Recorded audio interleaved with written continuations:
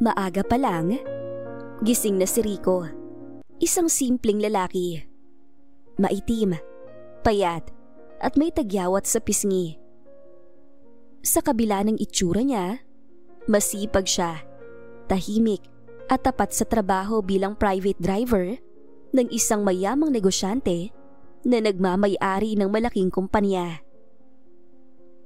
Aba, buti pa tong kotse, kumikintab araw-araw. Ako kahit anong sabon, ganito pa rin ang muka. Driver ka nga, hindi artista. Saka okay lang yun, Rico. Mabait ka naman. Mabait? Pero wala nagmamahal o nagkakagusto man lang. Ilang taon na akong ganito. Ni minsan, walang babaeng tumitingin sa akin. Bakit hindi ka maghanap ng katulad mo? Yung simpleng babae lang. Paano ako makakahanap? Wala nga nagkakagusto sa akin. Paano, Tonyo? Pag tinitingnan pa lang ako, natatawa na sila. Ay nako, ikaw talaga. Masyado kang nega. Sige na, tapusin mo na yan. Baka aalis na si Sir Marco. Oo nga pala. Sa ilalim ng araw, patuloy lang si Rico sa trabaho. Sa bawat pagpunas niya ng kotse, iniisip niya na kailangan niyang kumayod para makapag-ipon pa, para makapagtayo siya ng bahay, kahit wala pa siyang nakikitang mapapangasawa. Sakto lang naman ang sahod niya kay Marco Gomez. Dahil galante din ito magbigay ng sahod at libre pa ang lahat, pati pagkain niya. Kaya swerte siya sa amo niya. Rico, i-check mo nga yung gulong bago tayo umalis. Baka matulad na naman yun nung nakaraan. Opo sir, lahat po ayos na. Sigurado ko po na di na tayo masisiraan pa ng gulong. Good, alam kong maaasahan kita. Sige na, tara na. Ayoko malit sa meeting ko. Sige po sir, tara na po. Habang binabaybay nila ang daan papunta sa kumpanya ng kanyang amo, hindi naman maiwasan ni Rico na mapatingin sa amo niya. Gwapo kasi ito, makinis ang muka, maputi, matangos ang ilong, at higit sa lahat, magara ang damit na suot nito.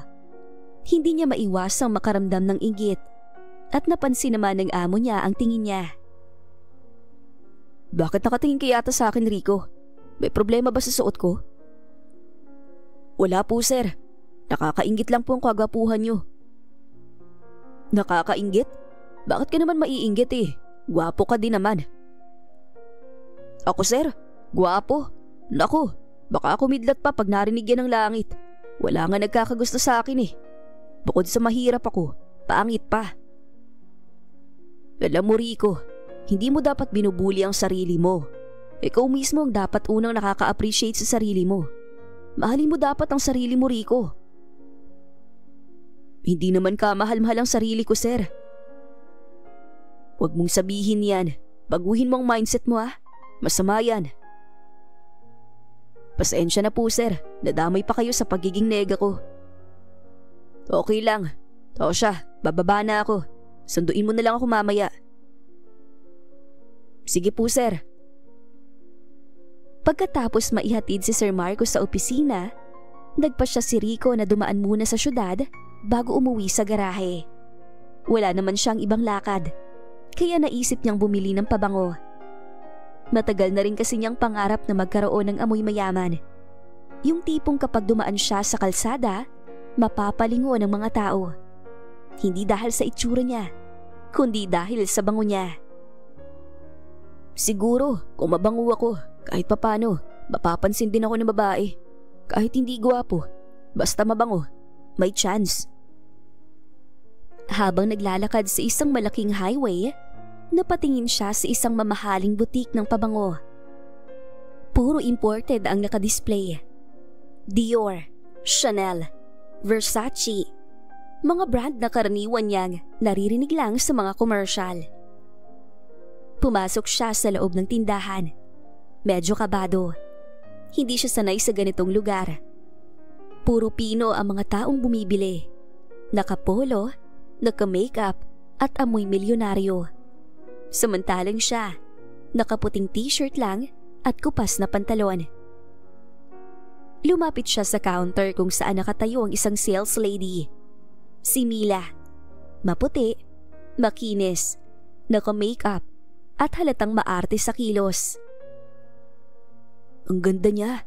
Papansinin kaya ako nito? Bahala na. Miss, magkano po yung pabango na to? Yan? Ay sir, mahal yan. Imported kasi. Baka gusto niyo po yung nasa sales section, doon sa likod. Napahiya si Rico. Ramdam niya ang pagtitig ng ibang customers.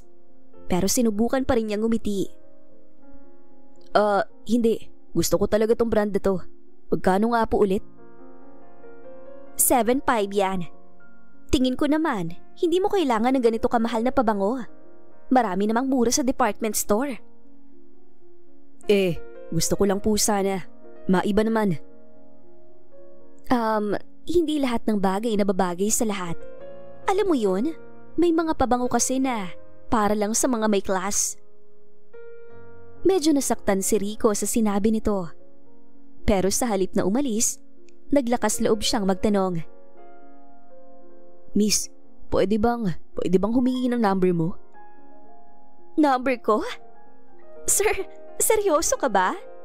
Alam mo, okay lang sana kung medyo may dating ka o kaya may pera. Baka mapagbigyan pa kita.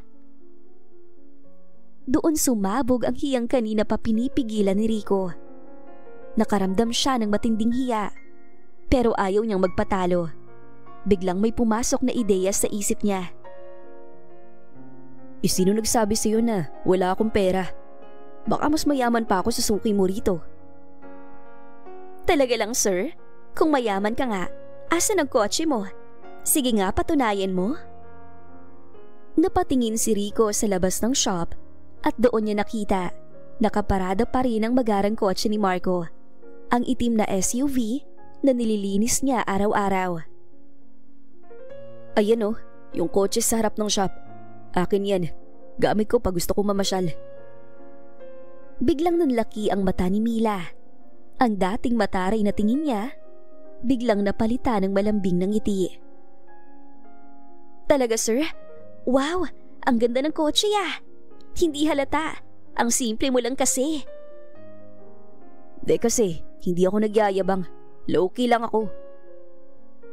Habang nag-uusap sila, mabilis ang tibok ng puso ni Rico. Alam niyang nagsisinungaling siya. Pero sa unang pagkakataon, may babaeng nagpakita sa kanya ng interes. Kahit peke. So, anong ginagawa mo ngayon, sir? Businessman ka ba? Oo. May business ako. Transport services. Mga luxury cars. Isa yan sa mga sasakyan ko.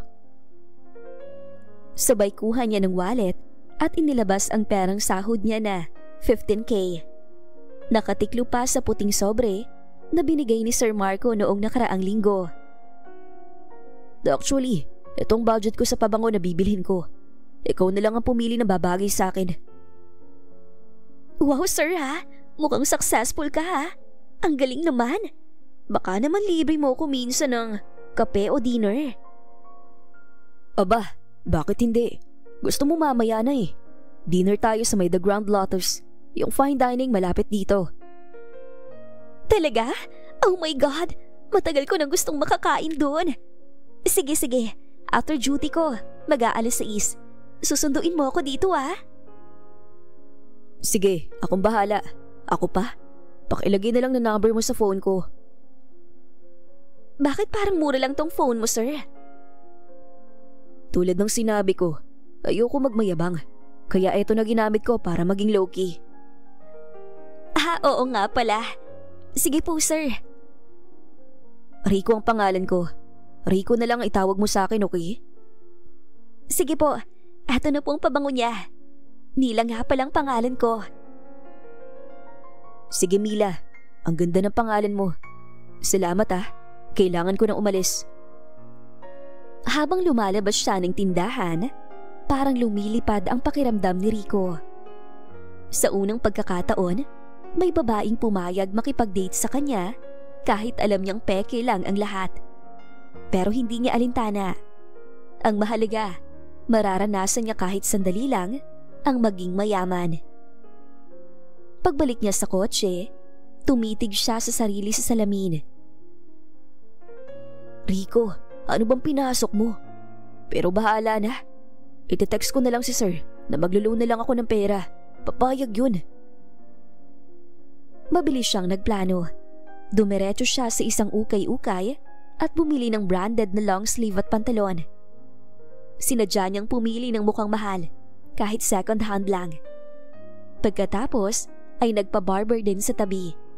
Linis, shave, ayos ng buhok. Nang makita niya ang sarili sa salamin, medyo nabawasan ang hiya niya. Tsaka niya tinext si Marco para makahiram ng 50,000 at pumayag naman agad ito. Nice one! Planado ng lahat. Ang galing ko. Bagay sa'yo, boss. Guwapo ka pala pag naaayusan. Salamat pare. May date kasi ako mamaya. Aba, astiga. Good luck dyan. Bandang 6:00 ng gabi, bumalik siya sa harap ng perfume shop. Nandoon si Mila, nakabihis ng sexy, maikling palda at pulang lipstick. Halatang pinaghandaan ng gabi. Wow, sir! Ang pogi mo ah! Hindi kita nakilala agad. Siyempre naman, kailangan presentable pagkasama magandang babae. Sabay bukas niya ng pinto ng kotse para kay Mila. Tuluyan na nagbago ang ihip ng hangin. Habang umaandar sila papunta sa restaurant, panay ang tanong ni Mila tungkol sa business ni Rico. So, Sir Rico, ilang sasakyan na nga bang pag-aari mo? Rico nga ang itawag mo sa akin. Mga 5 lang. Yung iba, pinaparenta ko. Ang galing mo naman. Alam mo, bihira akong makakita ng lalaking mayaman pero humble.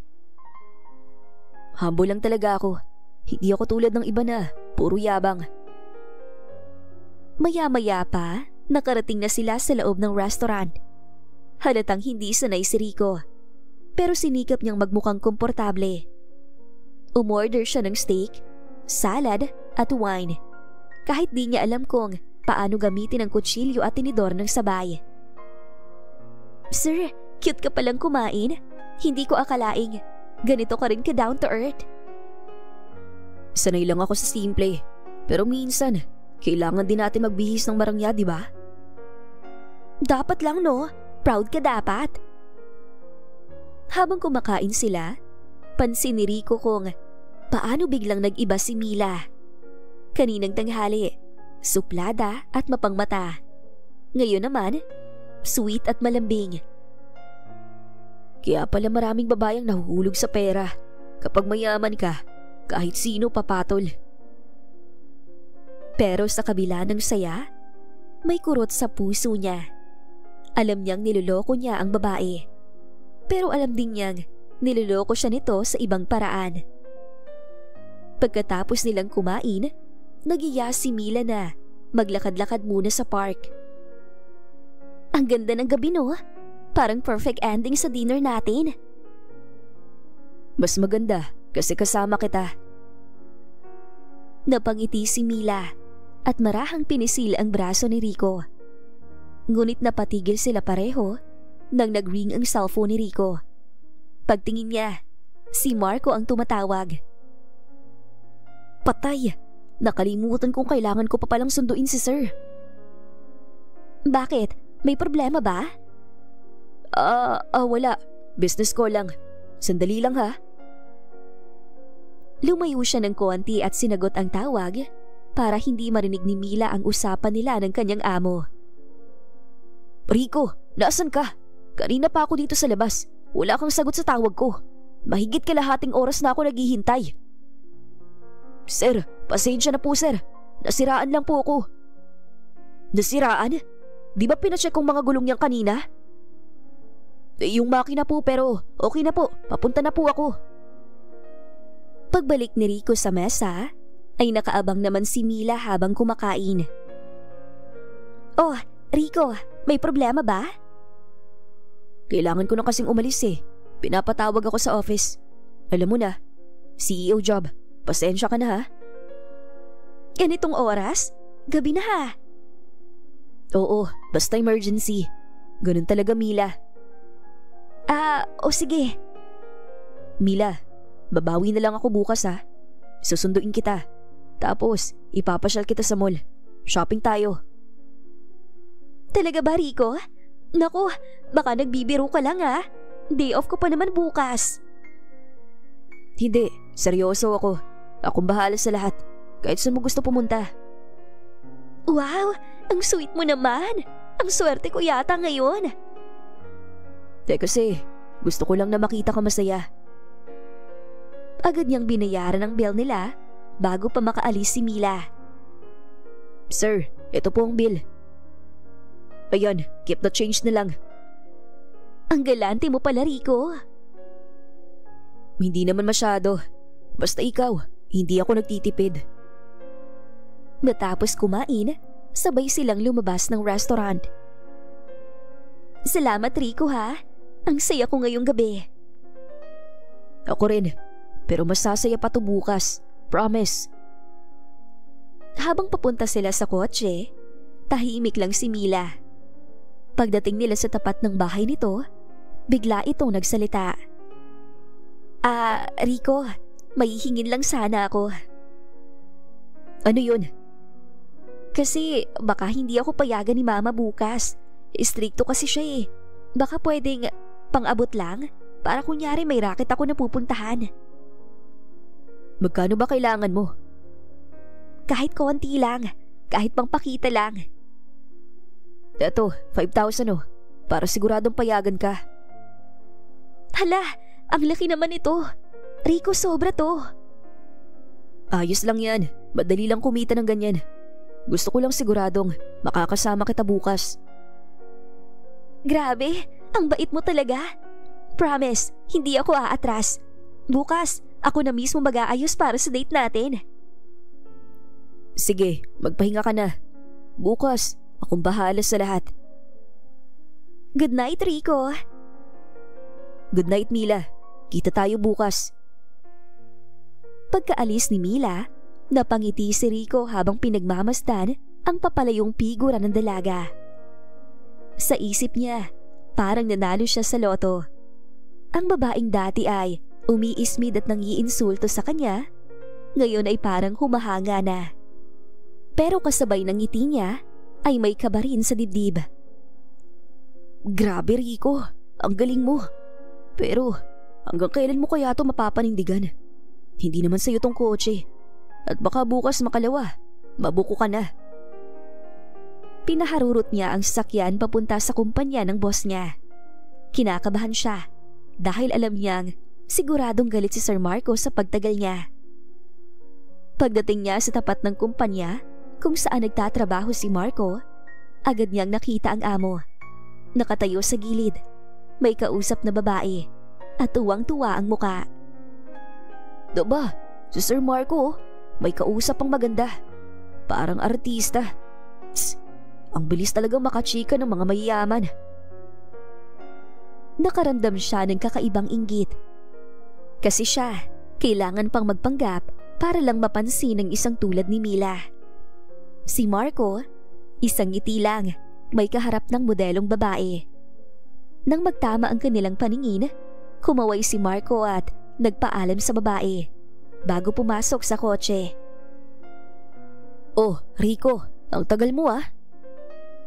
Pasensya na po sir, na-traffic lang po, hindi ko sinasadya. Okay lang, buti nga tumagal ka eh. Ha? Bakit po?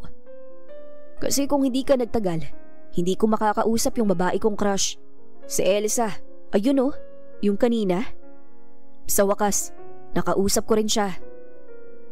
Nakangiting napatingin si Marco sa rearview mirror na halatang masayang masaya.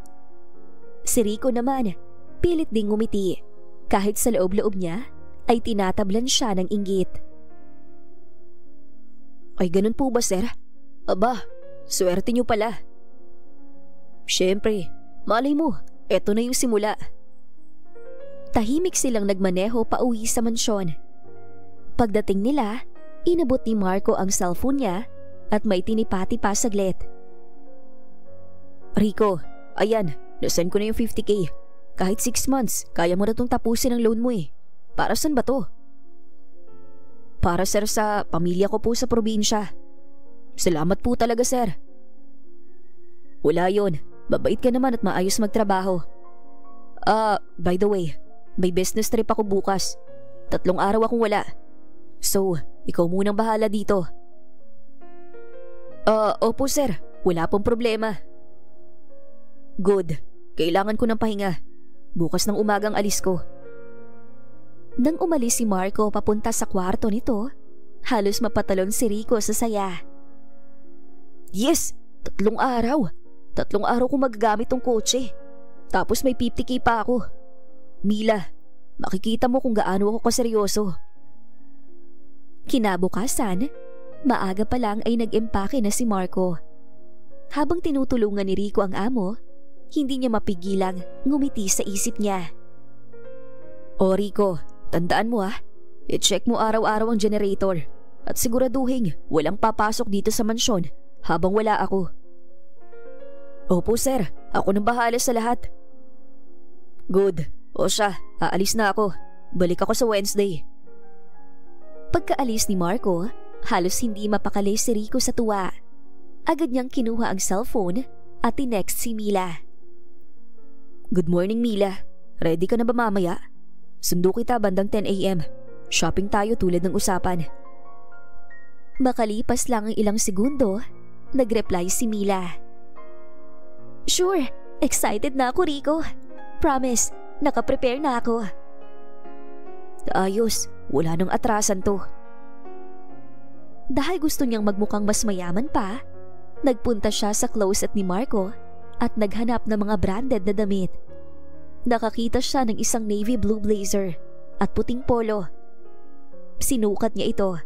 Medyo maluwag pero pwede na. Pinulbuhan niya ang muka, naglagay ng konting pumado sa buhok at tumingin sa salamin. Ayos, hindi halata na driver lang ako.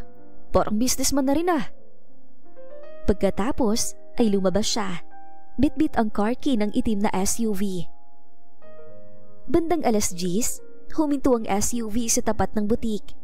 Nakangiti si Mila, suot ang simpleng dress na kulay pastel pink at may maliit na bag na halatang bago. Wow Rico, ang pogi mo ngayon Parang model ng billboard.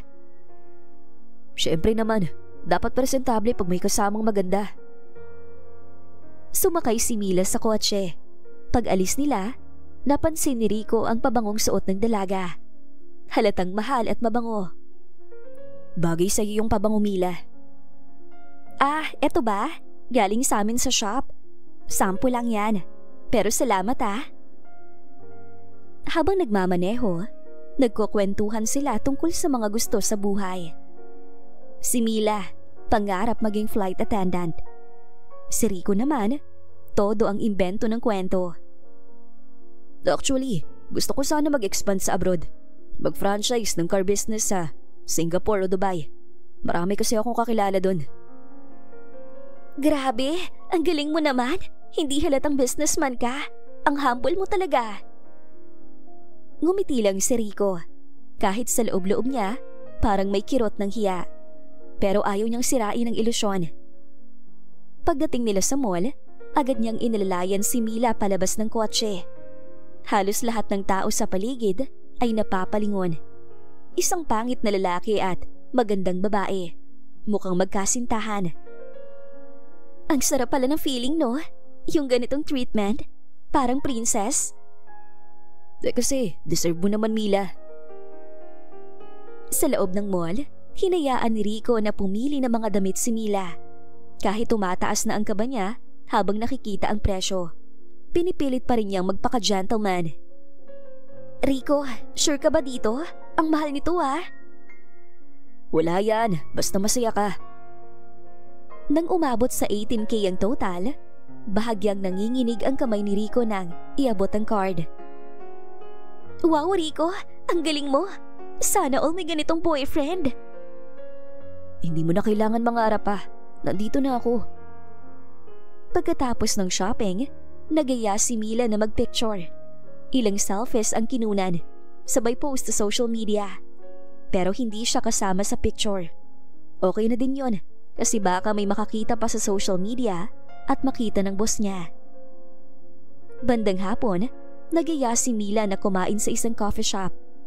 Habang nag-uusap sila, biglang nag-ring ang phone ni Rico. Sir Marco ang nakasulat sa screen. Ay patay, si Sir. Bakit? May tawag ka? Business lang ulit. Sandali lang ha. Lumayo siya at sinagot ang tawag. Rico, kumusta? Naiwan ko pala sa desk ko yung red folder. Pwede mo bang i-picturean at i-send sa akin? Sir, nasa labas po kasi ako. Namimili ng supplies. Pero mamaya po pag uwi ko, send ko agad. Supplies? Okay sige, basta wag mong kalimutan ha. Importante yan. Pagkatapos ng tawag, huminga ng malalim si Rico. Grabe, buti na lang hindi niya tinanong kung nasan ako talaga. Pag uwi nila, halos hindi mapakali si Rico sa tuwa. Tumigil sila sa tapat ng isang coffee shop, malapit sa subdivision. Rico, salamat ha. Hindi ko makakalimutan to. Ako rin Mila, pero gusto ko pa sana makasama ka ulit. Depende. Baka gusto mo mag-dinner ulit bukas? Sige, ako bahala. Gusto mo sa bahay ko? Ako lang mag-isa sa mansyon ko. Mansyon? Wow! Ang sosyal mo talaga! Natural. Gusto kong maranasan mo kung gaano kasarap ang simpleng gabi, pero classy. Habang hinatid niya si Mila, hindi niya mapigilang isipin na baka ito na ang simula ng mas malalim nilang relasyon. Ngunit hindi rin niya maiwasang kabahan dahil alam niyang anumang oras, maaaring bumagsak ang ilusyon niyang itinayo. Kinabukasan ng tanghali, nagising si Rico ng maaga at sinimula ng plano niyang ipapasok si Mila sa mansyon. Perfect na to. Wala si Sir. Malaki ang bahay. Akala ni Mila, akin to. Naglinis siya ng sala, inayos ang mga kortina at sinindihan pa ang mga mamahaling kandila. Pagkatapos ay nagluto ng spaghetti at steak gamit ang natirang ingredients sa ref. Nang tumawag si Mila, agad niyang sinagot. Rico, saan tayo kakain mamaya? Dito na sa bahay ko. May surprise ako sa'yo. Talaga? Excited na ako. Bandang 6:00 ng gabi, dumating si Mila sa harap ng mansyon. Suot ang simpleng dress na beige, napatigil siya, namangha sa laki ng bahay. Rico, ito bang bahay mo? Ang laki! Para kang artista! Napakayaman mo talaga! Oo. Simple lang yan. Wala pa yun sa ibang property ko. Grabe ka! Sobrang yaman mo pala talaga. Hindi ko alam kung ano ikakahiya ko sa'yo. Huwag ka nang mahiya. Ang importante, magkasama tayo ngayon. Pumasok sila sa loob. Nilapag ni Mila ang bag niya sa sofa habang nagmamasid sa mga mamahaling kagamitan. Parang museum to, Rico. Napakaganda talaga. Salamat. Alika, dito tayo sa dining. Habang kumakain sila, napansin ni Mila ang mga larawan ni Marco sa isang shelf. Mga litrato sa business events at gala nights. Uy Rico, sino to? Pinsan ko yan. Mas matanda lang ng konti. Siya kasi ang business partner ko. Ang gwapo naman. Pinilit ni Rico na magpakatatag. Pagkatapos ng hapunan, nag-iya siya sa garden at naglagay ng maliit na speaker para sa music. Ang romantic naman, parang dream date. Mas romantic kasi kasama kita. Sa ilalim ng dilaw na ilaw ng hardin, nakangiti si Rico habang sumasayaw kay Mila. Halata namang hindi siya gusto ng dalaga kasi mukhang nandidiri pa ito. Pero nang dahil sa pera ay naging malambing ito sa kanya. Ang hangin ay malamig, ang musika ay marahan, at ang gabi ay tila perpekto. Pero sa dibdib ni Rico, kumakabog ang kaba, parang may paparating na unos. Hindi niya alam kung bakit at pilit na lang pinapakalma ang kanyang sarili. Rico, ang ganda ng gabi, parang pelikula. Para sa'yo talaga to, Mila. Gusto kong maranasan mo kung gaano ko sarap ang tahimik na gabi na walang problema. Hindi ko akalain na may ganito kang side. Ngunit sa di kalayuan, isang malakas na tunog ng sasakyan ang sumira sa katahimikan. Napalingon si Rico. Isang itim na SUV ang pumarada sa tapat ng gate. Ang mga headlight nito ay tumama sa kanilang dalawa. At sa isang iglap, nanigas si Rico. Uy, Rico, okay ka lang? Oo. May kotse yatang pumarada sa harapan ng bahay mo. Rico! Teka lang Mila. Rico, buksan mo to. Akala mo hindi ko nakikita mga pinagagagawa mo sa bahay ko? Buksan mo tong gate! Dahil sa takot ni Rico, agad siyang lumapit sa gate at binuksan ito. Pumasok naman ang isang lalaking naka-long sleeve at may dalang brown folder. Si Sir Marco, halatang galing pa sa opisina. Pagod, ngunit matalima mga mata. Sinasabi ko na nga ba? Akala mo ba hindi ko malalaman lahat ng ginawa mo sa pamamahay ko? Kitang-kita ko sa CCTV ang lahat. Bakit suot mo yung suit ko ha? Hindi mo ba alam kung gaano yan kamahal? Parang binuhusan ng malamig na tubig si Rico. Si Mila naman ay napatingin sa kanya. Halatang nagtataka. Rico, sino siya? Bakit sinasabi niyang suot mo ang suit niya? Bakit sinasabi niya na bahay niya to? Sir Marco, akala ko ba nasa business trip kayo? Siyempre, kinansel ko dahil sa ginawa mo. Kitang-kita kong lahat. Baka nakalimutan mong lahat ng sulok ng bahay. May CCTV. Kahit pang kwarto ko kung saan ka kumuha ng mga damit ko. Inintay ko lang tong pagkakataong to para mapahiya ka. Totoo ba to, Rico? Hindi nakasagot si Rico. Ang mga kandila ay patuloy na kumikislap. Tila nanunuya. Si Mila naman ay napatingin sa paligid. Ang mga larawang nakasabit sa dingding, ang litrato ni Marco sa shelf, ang mamahaling gamit, lahat ngayon ay may kahulugan. Rico, niloko mo ko? Ha? Tell me! Mila, please, makinig ka muna. Niloko mo ko? Walang hiya kang pangit ka? Pangit ka na nga, maloloko ka pa. Nagawa ko lang naman ang lahat ng yun para magustuhan mo ko eh. I'm sorry Mila, please, patawarin mo ako. Ngayon, alam mo ang tunay na kulay ng lalaking to, miss. Ginamit niya ang bahay ko para magpanggap na mayaman siya. Nakakadiri ka, Rico. Paano mo nagawa sa akin to? Alam mo bang pinagkakatiwalaan kita, Rico? Binibigyan kita ng pagkakataon. Pero ito palang kabayaran. Kaya pala nag-loan ka sa akin ng 50K para may maipang-date ka at maipakita sa babae mo. Sir, pasensya na po. Sorry po. Mahal ko lang po talaga si Mila. Pasensya? Ginamit mo ang kotse ko, bahay ko, at ngayon, pasensya lang? Driver lang kita, Rico. Pinagkatiwala ang driver na nagawa pang magloko. Rico, totoo bang driver ka lang? Oo, pero... Wala ka talagang hiya? Kakadiri kang pangit ka? Pinaniwala mo ko sa lahat ng kasinungalingan mo? Tumalikod si Mila. Sabay takbo palabas ng pinto. Sinubukan siyang habulin ni Rico, pero hinarang siya ni Marco.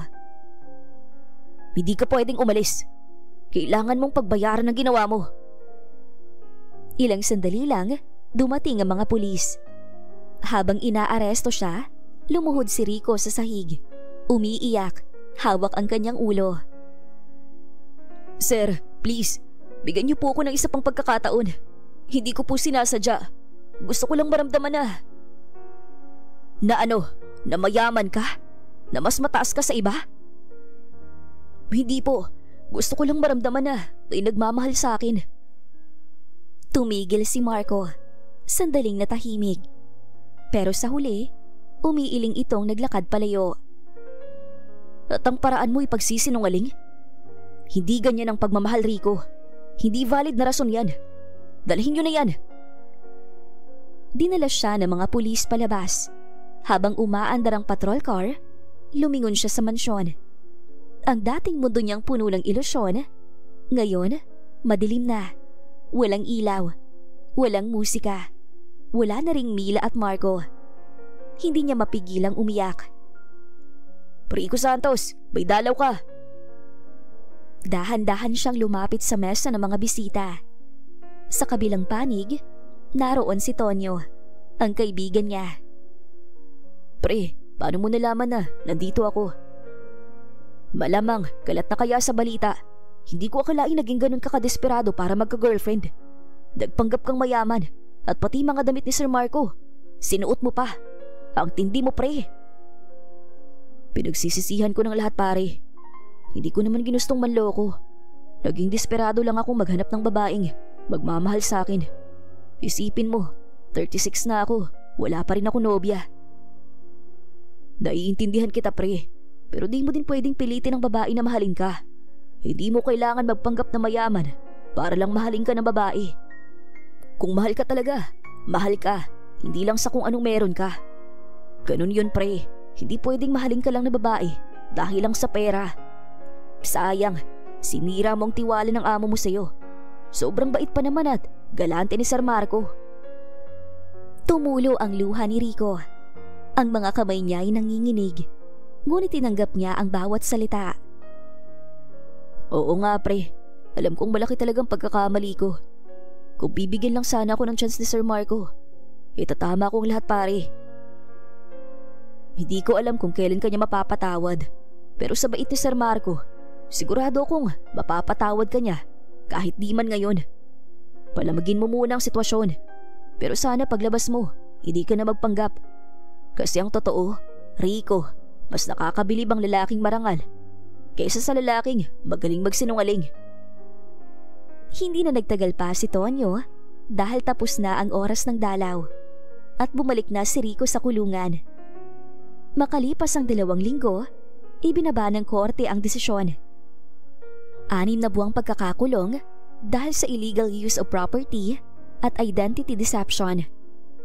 Sa korte, nakayuko lang si Rico habang binabasa ang hatol. Walang salita. Wala siyang ibang marinig kundi ang tibok ng sarili niyang puso. Rico, hindi ko ginusto na umabot dito. Pero kailangan mong matutunan na lahat ng pagkakamali may kabayaran. Gusto ko lang malaman mo na pinapatawad na kita. Pero hindi yun sapat para tanggapin kita ulit. Sinira mo na kasi ang tiwala ko. Kaya sana maintindihan mo. Naiintindihan ko, sir. Salamat sa pagkakataong makapagpaliwanag. Bago ito umalis, tinitigan siya ni Marco ng matagal. Alam mo, Rico, marami kang talento. Pero ang pinakamahalagang bagay sa tao, hindi ang galing o sipag, kundi ang katapatan. Tandaan mo yan. Sa mga sumunod na buwan, nagbago ang takbo ng araw ni Rico. Natuto siyang maglinis ng selda, magluto para sa kapwa preso, at makinig sa mga kwento ng ibang tulad niyang nagkamali. Bro, anong kaso mo? Nagpanggap akong mayaman. Niloko ko yung amo ko at yung babae na gusto ko. Lahat tayo may pinagsisisihan, bro. Pero alam mo, may pagkakataon pa. Ang mahalaga, paglabas mo, magbago ka na. Doon niya unang naramdaman ng kapayapaan. Hindi dahil may pera, kundi dahil tinanggap niyang wala siya nito. Ang kasinungalingan ay parang kandila. Maganda sa simula, nagbibigay liwanag, ngunit unti-unting nauupos. Si Rico ay minsang nagsinungaling para magmahal. Ngunit natutunan niyang ang tunay na pag-ibig ay hindi kailanman mapipeke. Mula sa mansyon hanggang kulungan, mula sa hiya hanggang sa katotohanan, natutunan niyang ang pinakamahalagang yaman ng tao ay hindi pera o posisyon, kundi katapatan. Makalipas ang 6 na buwan, sa wakas ay lumaya na si Rico. Walang dala kundi isang lumang bag at ang bigat ng kanyang nakaraan. Habang lumalabas siya ng gate ng piitan, huminto siya sandali at tumingala sa langit. Mainit ang sikat ng araw, pero pakiramdam niya ay iyon ang pinakamasarap na init na kanyang naramdaman. Matapos ang kalahating taon na puro malamig na bakal at mga kulong na gabi. Tahimik siyang naglakad patungo sa terminal. Nagbabayad ng pamasahe gamit ang natitirang ₱100 na ipon mula sa mga pinaghirapan niya sa loob.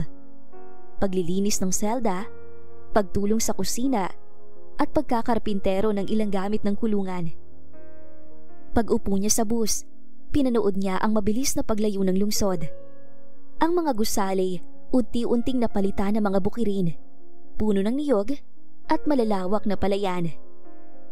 Habang umaandar ang bus, sumagi sa isip niya ang lahat ng nangyari. Si Sir Marco, ang galit nitong boses noong gabing nahuli siya. Si Mila, ang babaeng minahal niya pero tumalikod sa kanya sa harap ng lahat. Lahat yon ay parang bangungot na ngayon ay unti-unti na niyang tinatanggap na bahagi ng buhay niya. Natutunan na niyang patawarin ang kanyang sarili at magsimula ng panibagong buhay. Nangako din siya sa sarili na hindi na siya maghahabol pa sa babae. Kung mamahalin man siya nito, ay yung totoong siya na. At hanggang dito na lang ang magandang istoryang ito. Maraming salamat mga kakwentuhan! Huwag niyong kalimutan mag-like at subscribe at pindutin na rin ang notification bell para lagi kayong updated sa ating kwentuhan. Hanggang sa muli, paalam!